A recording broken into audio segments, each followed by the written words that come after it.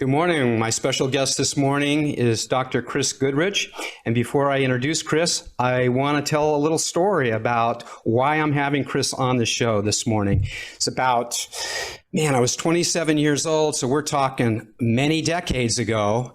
I was driving down the freeways of LA and I started to feel this little twinge in my lower back on the right side, which I didn't think much of. But it started getting worse and worse and worse. And to cut to the chase, that pain in my back lasted over 15 years. So it started me on my own Siddhartha journey about how can I heal this pain? What's going on? What's the answer here? So I started to go and see people that had medical advice for me and all types of other advice as to what I could do. So I started out with a chiropractor because as a 16-year-old, my mom took me to a chiropractor a few times, and it seemed to work magic. In fact, I was on my way to Palmer College of Chiropractor. I believed in it so much I wanted to be a chiropractor. Yeah, I know. But life had other things in mind for me. So I went to a chiropractor. It didn't really seem to work out too well. And then I just started a whole string of healers. My friends were recommending this and that. So by that time, I had moved to Sedona, Arizona, which if you know a little bit about Sedona, every healer in the world lives out there. So we started with Rolfing. And of course, from the Rolfer's viewpoint, I had a structural problem. So we started on my structure and walking better and everything. And then I had a friend and that didn't do any good. It didn't do any, I wasn't any better at all. And then I had a friend that taught yoga for the back. So I thought, oh, that's great. Sign me up for that. And after every class, I felt worse. That's not working for me. And then I went to see another chiropractor because he had an interesting twist on the story. He said, I adjust disc. I went to this special workshop. I learned how to adjust disc. No other chiropractor's doing it. That's your answer right there. So I did that for a while and it didn't work out. And then I went to another chiropractor. I went to a medical doctor and he checked me out and he had me start to do some visualization, sending my pain off into the red rocks of Sedona. So, all right, that worked about for 5 minutes. Medical doctor. I went to an osteopath because I had read that osteopaths are like supercharged chiropractors. So I thought, well, that's got to do it. So all I remember is taking a look at that bill at the end of my visit and going, "Are you kidding? I don't feel any better, and you want me to pay what?" So. And then one more chiropractor, and I remember driving home from this chiropractor, pulling over, and I started to cry. I wasn't even 40 years old yet, and I felt like, that this is going to be the rest of my life. The pain beyond anything I could describe. One day I was house sitting for a friend. I was going through his books on the shelf, and this book kind of, a Sedona thing, right? Or God thing, I don't know. But it just kind of fell out. It stuck out, and it fell on the floor. Oh my God. So I looked at it and it said, Mind Over Back. It was by Dr. John Sarno. Well, okay, that's interesting. So I went over to the dining room table and I started reading this book.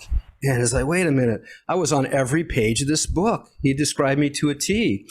So for the sake of time, I'm not going to go into a lot of details, but what I learned from that book and from Dr. John Sarno is that I didn't have a structural problem. There was nothing physical wrong with me. And that just blew my head went off. It just flew off. You got to be kidding. In fact, I didn't believe it.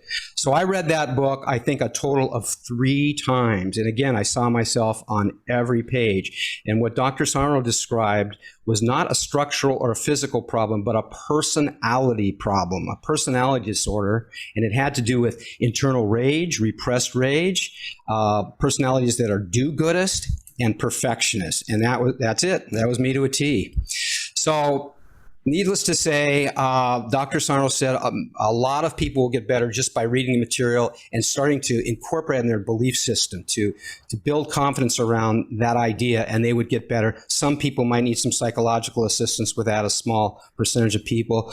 Fortunately, I was one of those that did get better. I remember it was about 6 weeks.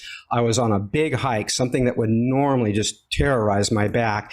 And I didn't even think about it till after the hike. It dawned on me, wow, I'm not in pain. What's going on here? I was shocked for the first time. And it was a rigorous hike. That normally would have taken me out. So that was it. And I never looked back. And I was better. Every time I get even a little twinge, I said, well, that's my mind. Those are those personality traits peaking up. So fast forward years later, many years later, I had a relapse, about a year ago, Dr. Chris, right? Yep. About a year ago, and it just took me out. So I wanted to find a doctor that was familiar with Dr. Sarno, which is a rare find anywhere in the world. And I was really fortunate to find Chris, the only one in Portland, Oregon, my home. So I went to go see Chris to get that confirmation that, yes, it was the same thing. It was just life issues, a lot of things overwhelming me. And I call it the emotional timeline, to look at those things that were bothering in my life. And I had a stack of them. This was right at the beginning of COVID. My entire work situation changed. My relationship with my kids changed. Everything was just upside down. It made total sense to me. So I went to see Chris. I did get that confirmation with him. So here's why Chris is on the show today. I am so inspired by you, Chris, because you are one of those doctors that, again, a very rare find, that has dedicated themselves to going deeper into the issues of what's going on with people. And my belief is that it's all emotional. And this is just based on my experience. It's coming from the emotions. I learned the difference between acute pain and chronic pain. Acute pain, for example, if you fall out of a tree and break the largest bone in your body, which is your femur, you set it in a cast, you're going to be better in 8 to 10 weeks. Done deal, you're back on the road. But if something is lingering, in my case, 15 years, I believe it's gone into the emotional realm. It's gone into the realm of the emotions. And there's something going on that's perpetuating that pain in our personalities. So that's why I have Dr. Chris on today, because, again, he's doing this work. He's helping a lot of people become more aware of what's really going on with them as a doctor. So I want to talk about that, because you're in an industry that's it's not too popular to have those beliefs. Not at all. Dr. Sarno, who just passed away a couple years ago, I think he was either 93 or 94, said that in his 50 years at the Ruskin's Medical Institute where he worked, he did not get one referral from any of the doctors that he worked with. And yet he was curing millions of people around the world through his books. Howard Stern, right? Larry David. A lot of celebrities went to him and got better. It's just amazing. So I'm honored to have you, Chris, here. So I just wanted to, I guess we're ready to go. Chris has his degree from the University of Virginia Medical School. Hey, just read it back there. Yeah, he did his residency at Sinai Hospital in Baltimore. And now, Chris, is this your first practice here in Portland, or did you have a practice somewhere before? I guess this would be my first self-practice, solo practice. I do the solo. Kind of jumped into this right after residency. Right. Since I kind of prefer doing various things as opposed to big box medicine, so to say. Allows you the freedom to kind of do interesting stuff. You're doing it. So what inspired you as a young man? And you're a young man, very young man still in my book. So, but what inspired you early on to think about medical school, to want to become a doctor? So I majored in biomedical engineering at Penn State. So from there, most of the other people in my graduating class were getting jobs doing basically like supply chain. Like, this is the box that you put a shot into. Like, you designed the box. It's like, that didn't really sound that interesting to me. Right. To do that type of stuff. And so medical school seemed a interesting path. I went into it initially looking at kind of developmental disabilities. I have a brother with autism, and probably had the naive belief that I would fix that somehow via becoming a doctor. So did that, and through medical school kind of figured that out, that you can't really fix a lot of things. And this is actually a problem that you could talk about. It fits right into what we're talking about, but sort of the whole medical realm in our country, that there are the acute things that we can fix really easily, and then there's the chronic stuff that no one wants to do with because it's boring and it's not interesting and it's not exciting and doesn't have a one-shot cure. So that's kind of where it led to me going into. So I am a physiatrist or a physical medicine and rehab doc. So that's what Dr. Sarno was as well. I remember looking up the NYU residency program, thinking, oh, I could maybe go there where he is, but I think he was like 95 by then, so he wasn't really active at that point. Yeah. But so physiatry or physical medicine and rehab is ends up kind of being work with various disabilities, whether it's orthopedic stuff, neurological stuff, spinal cord injury, brain injury. It's a hodgepodge of stuff, and a lot of people in it do the chronic pain management stuff. But most people in my specialty do procedures, injections, and all these other things, which you actually look at the research, doesn't really work. And kind of this is sort of the issue that I fell into, maybe because I just read things a little bit more carefully or didn't go read the fine print. Yeah. It is sort of that lemming thing, like people just follow along and don't really think much about it. And when you do think about it and you step back and like, why is this? Why are we doing this? Like, this doesn't make sense. It's not working. Why are you doing this? It's like, well, they pay you, so just do it. So I didn't like that. So that's sort of how I ended up kind of doing my own thing, finishing up with residency. As we've talked about, this kind of pain practice isn't my only thing because you don't exactly get good referrals from surgeons and other types that act like everything's purely structural. So I think I threw a lot of stuff out there. So I'm sure there's points you'd like to delve into. I'm just, my mind is like going crazy because I'm going back to the Sarno. But maybe you could touch on a little bit. Sarno talks about, and when I talk to people, a lot of times when they're in defense of their pain, they go right to that MRI because it's like the MRI is the last word in your problem. And I'd like, maybe you could comment on that. Dr. Sarno says that's not the truth at all. In fact, he rarely looked at those charts in those findings. MRIs are dangerous because I think, and I'd have to look up the stats, but I use it in a presentation I've done. It's once you hit age 30, 50% of people have back pathology on imaging. Yeah, at least on X-ray, and MRI is so good at seeing stuff that makes it way even more likely. They're starting to come around a little bit now. A slipped disc can get better. Like suddenly that's starting to come out, and who knows exactly when that's going to catch on. But people attach to this imaging as if it is everything. Doesn't work that way. And that's what you actually see in practice as well. If you actually look around, because to have someone come in, so I'm trained in doing those injections and all the different procedures and stuff. And it's like, doc, I've got this thing going on. It's on the left side of my back and it's going down the front of my leg. Oh, okay. That means that it is the left L4 nerve root is affected. Let's do your MRI. He's like, wait, it's your right L5 that looks bad and your L4 is fine. But your pain is on that side and your right side's fine. So what's going on? It is. Yep.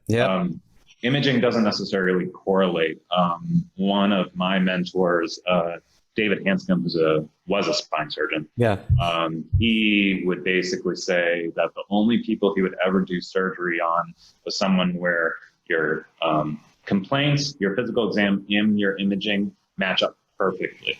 And that's so rare. That's like, I think he said that was 10% of the people that came in, which is important to acknowledge here, because a lot of my job is actually making sure that someone doesn't have the bad stuff that is like legitimately completely structural and needs to be fixed, which even that is a little bit of a fine line. Doesn't necessarily, it's not a black and white thing. And this is sort of the entire picture here of pain. It's really interesting if you acknowledge the big picture of it, which it's coming around. It's getting there. It's coming around again. That's why I applaud your work. I think it's great that you're doing this again. You have your own office. You're not working in a clinic. It's just like, what did you tell me when I came to visit you? A lot of people don't come back, or they come back very rarely. I have a very good, I think I have a pretty solid success rate, mainly because people self-select to come in, but either you come in for a visit, you kind of I line you up, send you out. And I mean, you're doing all the work. You can say so yourself. I didn't do a whole lot for you other than say, like, you're good. Bless you. Get the blessing, right. Well, that's why I went to see you, just to kind of get the blessing. Yeah. So, but I mean, and this is the hard part for a lot of people is like, you have to do the work. A lot of our culture is based off of the doctor's going to fix me. It's like, I got that. Exactly. It's learning, it's growing. But I mean, the interesting piece of this is you could call pain a chance to grow as a person. If you can truly acknowledge it that way, you could. Sometimes I call pain, your body is telling you that you need to grow or that you need to change. And it's been actually telling you for a while, but now it's kind of annoyed you didn't listen. Yep. So it's a chance to grow. It's a chance to work and to become a better person, a better human. That's what's really interesting about it. And when you see people that have done the work and grown, it's really cool to see. It's got to be rewarding. And that leads right into my next question. You know, like within the work that you do, what do you want to portray to people? What do you want to say to people about their health, about their situation? And it sounds like that's the message. I mean, so much, it's all education, and it's all, at least the way I do it. Some people say, like, just go work on the emotional stuff and don't even think about it. I think that talking about what pain is so important because you understand not just pain, but even the other stuff. It's like, well, why do you get fatigue? Why do you have bowel issues? Why do you feel symptoms? All these other various symptoms that are so interconnected that people really don't think in this way about. It's really trying to help people see that, pain is almost always a mix of maybe a little bit of structural issues, which we all have, even if you don't have pain, combined with sort of a belief system that, oh, my knee is broken because it doesn't work perfectly. Therefore, and one of the keys here is pain is a protector as opposed to a detector. Right. Your brain creates pain. It's not in the knee. It's not in the back. It's in the brain. It's an experience. And that's when you actually look at the pain research and then actual governing bodies that are like the Pain Society and stuff, they call it a experience. It is not the same thing as like bleeding. It's not the same thing as other types of physical ailments. It is entirely an experience, which means you actually have way more tools to use. Doesn't the pain... You're open to it. Yeah. And doesn't the pain a lot of times use a physical injury, the old football injury of 20 years ago, to kind of throw you off? So you're remembering my story, aren't you? Yeah. Well, your story and something in the Sarno book about some guy, a football player, right? Yeah. I mean, a lot of it is, so think of an old injury as a vulnerability. Right. So the thing about it and what is perpetuated in our society is that when you have an injury, that piece of you is broken forever. Yep. And it will never be the same. Right. Therefore, it needs to be protected. And the best way to protect it is subconsciously via pain mechanisms to prevent you from doing anything major to it. The problem there is that when someone has such an injury and they continue to stay in this sort of loop of vulnerability, comes into the emotional aspect too, but this vulnerability of this place in the body, then you start babying it. You don't do the musculoskeletal work that you should be doing to grow and to maintain your strength. Our society is not the best at physical activity either. That's a big issue. So this is why you can't say, I can't say it's all emotional. That's one thing I would disagree with you about, because there's emotional, there's cognitive, and there is structural, but the structure is more about building the confidence in the body to do things. Right. Which means your brain knows if you're strong in your legs. Right. If you're strong in your legs, your brain is like, well, we're good here. We don't need to worry about it. If you're weak, your brain knows it. And it's like, well, if we do one little thing bad, we got to shut this down. I mean, oh, no, makes sense. yeah. So, I absolutely agree with that. In fact, everything Sarno said, and almost every book I read on this condition says, get back to work. Mm-hmm. I mean, once you get checked out, you're not dying. You get back to rigorous work, go full blown. Sarno said, somebody asked him about, what about how heavy is something? So if you can pick it up, it's not too heavy. Pick up the weight, do the running, get back to whatever you were doing to build that confidence that you were saying. Yeah, this is the other thing too that I run into with people is sort of the weekend warrior type thing. It's like, okay, like I haven't done anything for 20 years. I'm just going to go and play a game of basketball. So make up for it, because I did before. And then, so that's the problem is you have a disconnect between your weak body because you haven't been doing anything, trying to do something overboard. Like Sarno's right. You need to go do stuff, but you need to not push yourself too far because then you flare up and then you're back even further. And when people get into these like activity flare cycles, then they think that they can't do anything. Right. And it's really debilitating because you kind of get stuck in this loop. It's like I try to do anything and I get hurt. Like I can't do anything. I have to sit in my recliner all day. And it's like, you need to get you up bit by bit by bit by bit. Yeah. And then some people come into my office and they're like, okay, I got this. I'm going to do stuff and all these things. It's like, hold on. slowly, because then someone getting a flare up, it's very difficult without mindset really into this to kind of get back into the same thing. So it's so easy to basically say, well, my knee's done.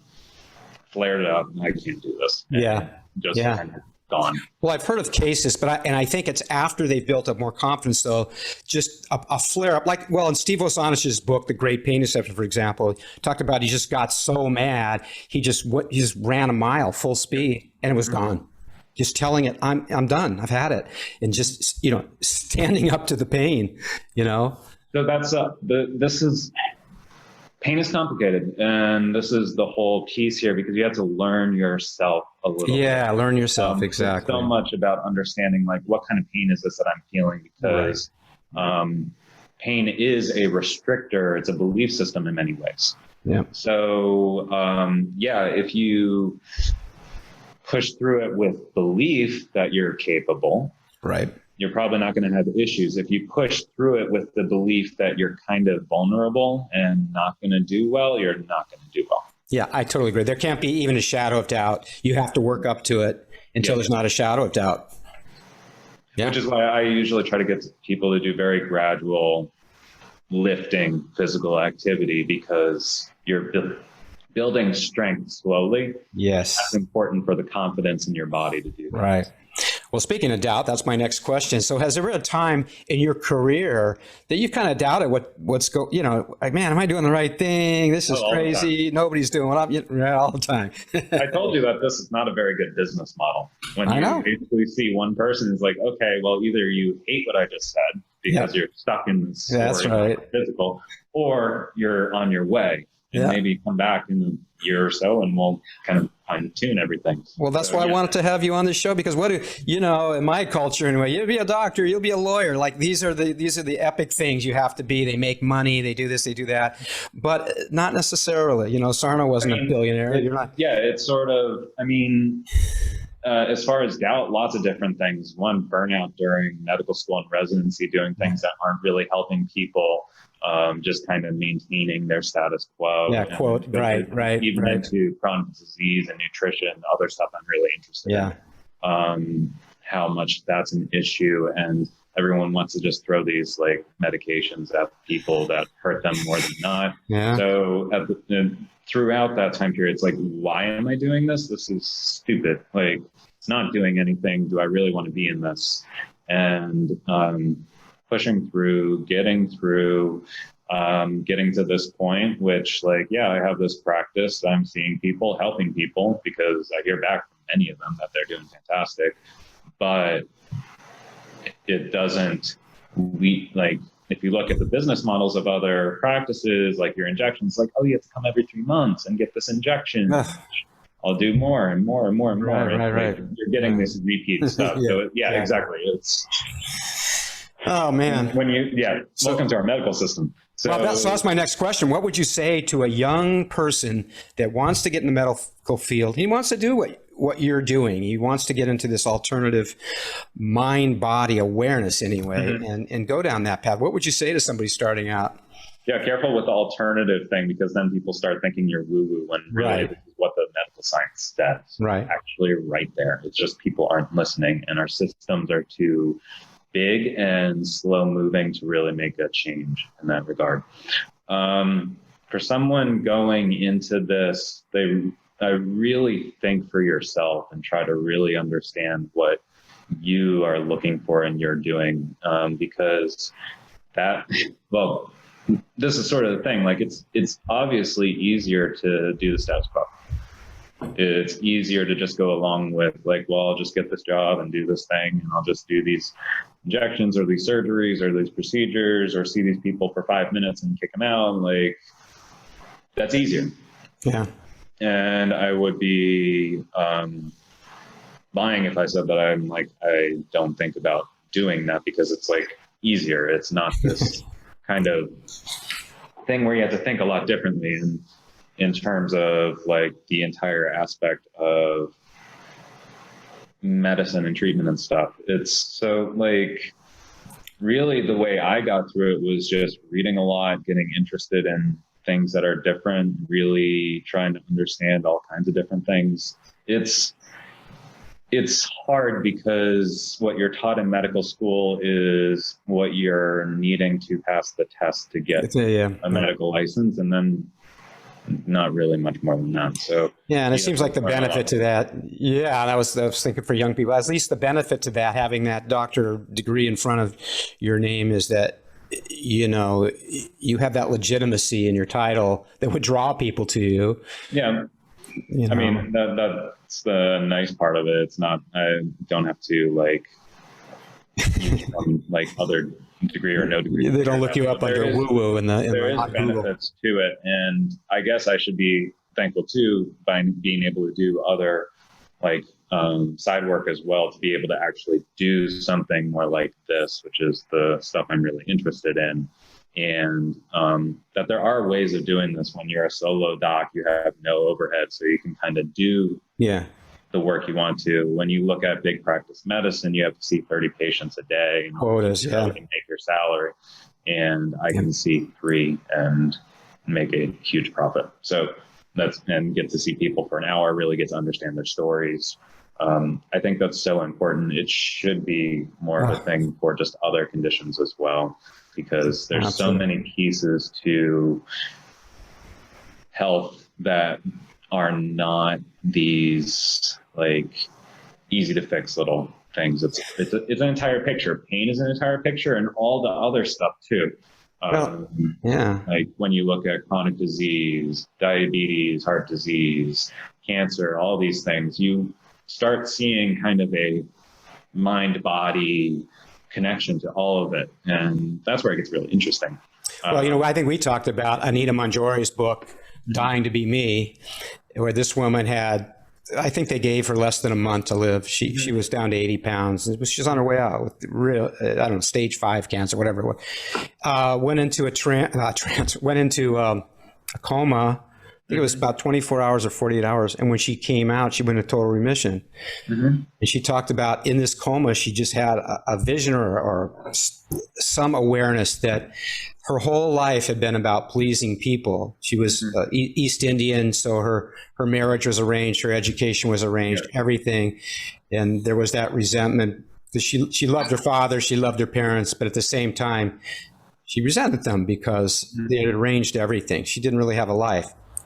It looked like she had a life, high achiever, which is totally classic, right? High achiever, perfectionist, and people pleaser. Yep. Please your parents, please everybody around you. So yeah, she's amazing. She's got about 80 YouTubes up on YouTube. And it's a fascinating story because that's about as sick as you can get. And it had that emotional component at the bottom of the whole thing. Yes, exactly. And I mean, it is somewhat this idea of how do you take care of your body, which is your mind and body. And exactly. Well, I came to see you, and you didn't do anything to me very physically. We didn't go over a chart. We didn't do a lot of tests. I mean, you test my reflexes, and I always come in and make sure I'm not dying. That's kind of like, okay. So, and I've realized over the years of doing this, when it crops up, if I'm not dying, I do the thing, I call it the timeline. And sure enough, every time, when I just ask myself, what's going on? Yeah, what's going on? Yeah, man, it's just like, oh, yeah, I see it. Mm-hmm. Just like when I came to see you, there was just a litany of stuff.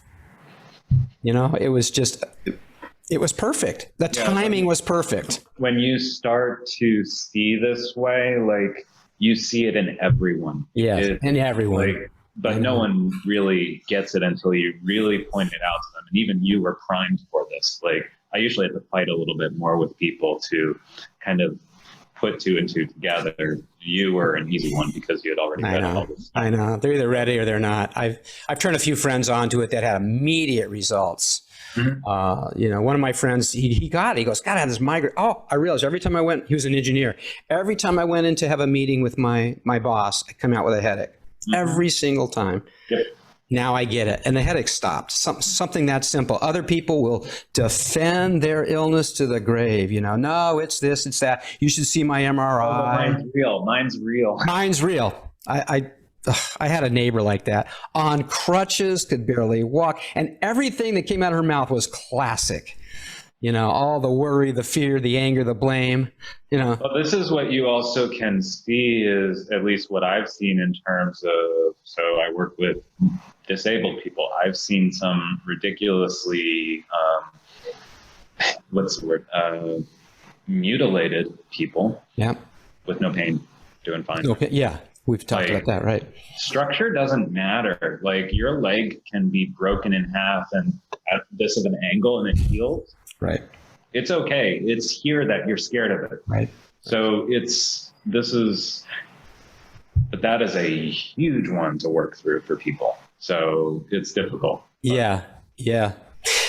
Well, boy, this is going so fast. Let me get a couple questions here. It's already at a half hour. It's amazing. But it's a fascinating talk with you. I love talking about this. You can talk about this forever because forever. And we both have amazing stories around it. And the people that have had results that I've met on YouTube and all of it have amazing stories. And every time I hear them, I'm just like, let's get this out to the world. It's out there. It's just just like you said, I can see somebody at the market, and just by the way they're standing, you go, I know that lower right slump. Yep. Trying to get the pain to stop and all that. What do you do to relax, man? Because after a week of hearing all this pain from people, what do you do to relax? Try to get in nature as much as possible. Yeah, that's the easiest way, and that would probably be a recommendation for most people anyway. Absolutely. You can help with most things.